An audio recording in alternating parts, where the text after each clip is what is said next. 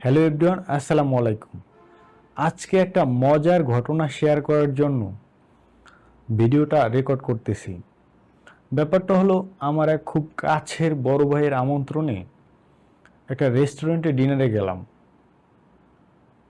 As usual রেস্টুরেন্টে গেলে আমি পার্সোনালি সবসময় ফাস্ট ফুড খাওয়ার চেষ্টা করি, অথবা ফাস্ট ফুড খেতে আমার ভালো লাগে। তো কয়েকটা আইটেম অর্ডার করার পর ভাই আমাকে সাজেস্ট করলো এখানকার স্যুপটা নাকি অনেক টেস্টি হয়, মানে খেতে ভালো লাগে। তাই ভাই আমাদের জন্য দুটি রাইস স্যুপ অর্ডার করলো। এখন রাইস স্যুপ নামটা শুনে আমার কাছে কেমন জানি ইন্টারেস্টিং লাগলো, মানে রাইসের স্যুপ, ব্যাপারটা কেমন না। পরে যখন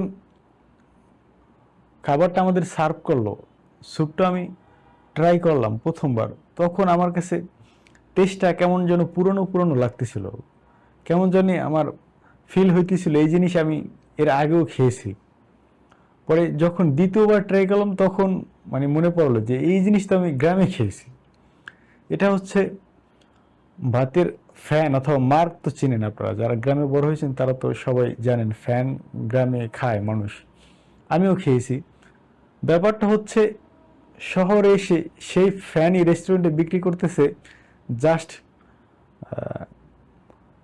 ঝাল আর কিছু মশলা মিক্স করে, টেস্টটা হালকা একটু চেঞ্জ, কিন্তু জিনিস সেই গ্রামেরটাই।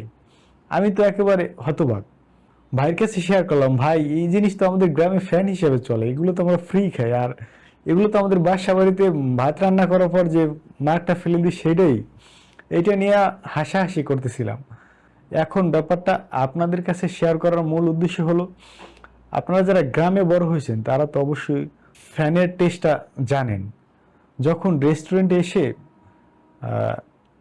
রাইস স্যুপ অর্ডার করবেন, একটু ভেবে চিন্তে অর্ডার করবেন, কারণ এটা হচ্ছে গ্রামের সেই মর্জিনা ঝরে নেওয়ার মতো, যারা শহরে এসে অ্যাঞ্জেল সাদিয়া হয়ে গেছে। এখন আপনি শুধু একটা ছ্যাঁকা খেয়ে যাবেন, এই ছ্যাঁকা যদি খেতে না চান তাহলে একটু ভেবে চিন্তে অর্ডার করবেন। ধন্যবাদ, ভালো থাকবেন, সাবধানে থাকবেন।